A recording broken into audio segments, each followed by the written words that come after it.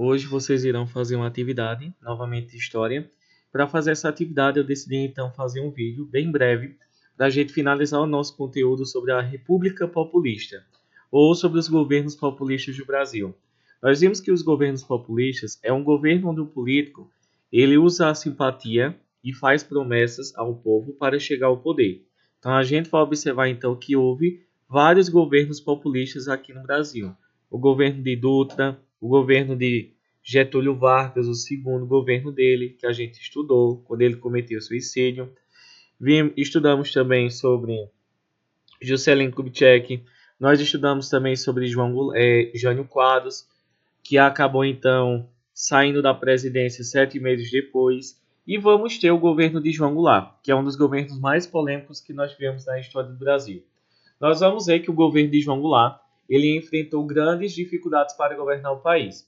A gente vê que quando foi para ele assumir o poder aqui no Brasil, ele estava fazendo uma viagem pela China, em um país que era socialista, e naquela época todo mundo tinha medo do socialismo, inclusive a sociedade brasileira. Socialismo, para aqueles que não sabem, é uma sociedade que busca a igualdade social. Por exemplo, nós temos Cuba, nós temos o Vietnã, nós temos a China, certo? A gente vai observar então que durante grande parte do tempo, muitas pessoas aqui no Brasil não queriam que João Goulart assumisse o poder, porque ele, quando foi para ela assumir o poder aqui no Brasil e representar e tomar o lugar que pertencia ao presidente que tinha deixado a presidência 7 meses depois, que era chamado de Jânio Quadros, e como ele era o vice, ele iria assumir o governo aqui no Brasil. A gente vai observar então que como ele era o vice de Jânio Quadros, João Goulart iria assumir o poder aqui no Brasil. E a gente vê que ele estava fazendo uma viagem pela China e todos achavam então que ele era socialista. A gente vai observar então que muitas pessoas consideravam ele como se fosse um perigo para o Brasil, um perigo socialista, um perigo comunista. E a gente vai observar que ele tinha apoio, mas também existiam pessoas que odiavam ele aqui no Brasil. Quem é que não gostava de João Goulart? Nós vamos ver que os militares, nós temos um partido chamado de UDN, a União Democrática Nacional. Nós temos, então, os grandes empresários do Brasil e também temos os estrangeiros como Estados Unidos. E foi os Estados Unidos que apoiou os militares a chegarem ao poder aqui no Brasil. E as pessoas que gostavam de João Goulart eram camponeses, operários, profissionais liberados como professores, médicos, advogados. Existiam também pequenos empresários, os sindicatos, dos trabalhadores, e também a gente vê que os trabalhadores gostavam de João Goulart, porque ele prometia mudanças para o Brasil. Nós vamos ver que durante um certo tempo, durante o governo de João Goulart, ele tinha a ajuda de outra pessoa, que era uma pessoa que acabava vigiando ele, que era Tancredo Neves. A gente vai observar que durante 2 anos, o Brasil ele foi um parlamento, ou seja, a gente vê que ele era chefe de governo, mas não era o chefe de Estado, mas não era o chefe de governo. Ou seja, ele tinha uma ajuda de outra pessoa para que pudesse ajudá-lo a governar o Brasil, certo?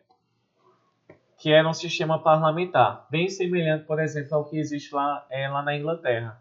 A rainha, ela vai ser a chefe de Estado, mas não é a chefe de governo.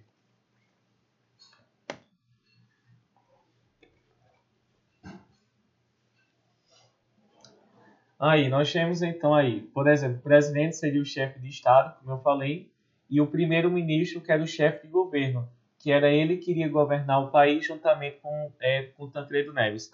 Em seguida, a gente vê que 2 anos depois, muitas pessoas votaram para que o país voltasse a ser presidencialista, governado por um presidente. E foi aí que a gente pode observar que tem na atividade de vocês hoje perguntando quais foram os problemas enfrentados por João Goulart durante seu governo. Nós vamos ver que quando ele assumiu o poder no Brasil, o Brasil estava com a inflação muito alta, de 40% ao ano. Essa inflação ela significa o quê? Que o preço dos alimentos estava muito alto. A dívida do Brasil estava aproximadamente 3 bilhões de dólares. E a gente vê que ele decidiu então pedir ajuda aos Estados Unidos. Claro que os Estados Unidos pensavam que ele era socialista e não deu ajuda ao Brasil. A gente vai observar então que durante esse período de João Goulart, várias pessoas começaram então a exigirem mudanças para a sociedade. Os estudantes, nós vamos ter a juventude da Universidade Católica aqui de Pernambuco, nós vamos ter os operários, nós vamos ter os trabalhadores, nós vamos ter camponeses ligados às ligas camponesas que lutavam pela divisão de terras no Brasil. E a gente vai observar então que João Goulart, percebendo que a sociedade brasileira, ela decidiu o quê? Ela estava passando então por uma mudança, estava exigindo uma mudança na sociedade. A gente vê que ele decidiu então fazer um plano de governo. Esse plano de governo, ele era chamado de reforma de base. Por que reforma de base? Porque é uma reforma que deseja mudar tudo que existe na sociedade. A gente vê que essa reforma dele, que queria mudar a sociedade brasileira, ela tinha 5 objetivos. Nós podemos ver aí, por exemplo, a reforma agrária, que ele queria dividir as terras entre a população, principalmente pobre. Ele queria fazer uma reforma urbana, organizar as cidades. Ele queria também fazer uma reforma tributária, ou seja, que houvesse uma maior distribuição de riqueza no Brasil. Ele também queria fazer uma reforma na educação, onde todas as pessoas tivessem direito e oportunidades iguais para estudar. E havia também a reforma eleitoral, onde ele desejava que os analfabetos pudessem votar. São esses 5 objetivos que eram o objetivo principal que havia durante o governo de João Goulart. A gente tem aí, por exemplo, a definição de cada um. Primeiro havia a reforma agrária, que ele queria facilitar com que todas as pessoas tivessem terras, tanto para trabalhar como para produzir. Reforma agrária quer dizer a distribuição de terra. Nós temos a reforma na educação, que ele queria que tivesse mais escolas públicas para a população e que iria diminuir, combater e principalmente diminuir o analfabetismo no Brasil. Ele queria fazer uma reforma, ou seja, reforma é mudança. Ele queria fazer uma reforma no sistema eleitoral, onde todas as pessoas pudessem participar do sistema eleitoral, até mesmo os analfabetos, a gente vê aí, principalmente. E a gente tem a reforma tributária, que ele queria que houvesse o quê? Que houvesse uma menor desigualdade social entre as pessoas, a desigualdade financeira, principalmente, né? E a gente vai observar, esses eram o objetivo que ele tinha.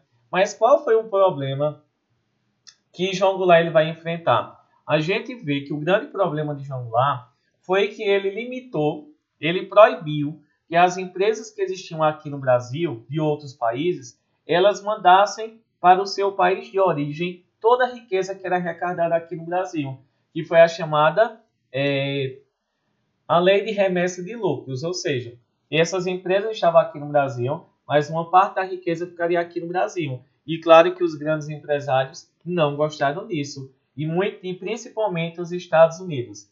E a gente vai observar então que foi nesse momento, no mês de março de 1964, quando Getúlio Vargas se encontrou com mais de 300 mil pessoas no Rio de Janeiro, ele prometeu colocar em prática a reforma de base, que todos iam ter escola, que todos iam ter um salário digno, que todos iam ter terras, e a gente vê que a sociedade brasileira tradicional são o quê? Pessoas ricas. Nós vamos ver que grande parte da sociedade brasileira, principalmente, que é outra questão que tem lá no pessoal na atividade, nós vamos ver senhoras da Igreja Católica ricas, nós vamos ter autoridades civis, pessoas ricas também, nós vamos ter empresários, nós vamos ter pessoas de classe média, nós vamos ter, principalmente, deixa eu colocar aqui, para a gente não esquecer, que foram os principais, a gente não pode esquecer, sem dúvida. E vamos ter os militares. Nós vamos ver, então, que foram essas pessoas, então, que ajudaram, então, aos militares chegarem ao poder aqui no Brasil. E todas essas pessoas juntas, né? Todas essas pessoas juntas, elas formaram um movimento, então, chamado de Marcha da Família com Deus pela Liberdade. A gente vê que esse movimento da Marcha da Família com Deus pela Liberdade foi um movimento em que várias pessoas do Brasil pessoas da classe média, classe alta, militares, pessoas da Igreja Católica, decidiram então se reunir em 31 de março de 1964 e lutar para tirar o presidente do poder no Brasil, que era João Goulart, porque diziam que ele era socialista. E sendo socialista naquela época, a gente vê que era algo que era terrível. As pessoas imaginavam que socialista ia roubar a riqueza da população, que eles iam ter que dividir a sua riqueza com os pobres. Nós vamos ver que também eles imaginavam que todo comunista não acredita em Deus, por isso que a igreja, parte da igreja, não foram todos, parte da igreja católica vai participar desse movimento, porque imaginavam que eles iam fechar as igrejas, iam destruir, porque geralmente comunista não acredita em Deus, acredita apenas naquilo que vê. E a gente pode observar então que é dessa forma em que grande parte da sociedade brasileira vai apoiar, com a ajuda dos Estados Unidos, claro. A gente vê que a população, com a ajuda dos Estados Unidos, vão fazer com que os militares assumam o poder no Brasil, expulsem o presidente, que ele vai fugir para o Uruguai, e assumam o poder aqui no Brasil.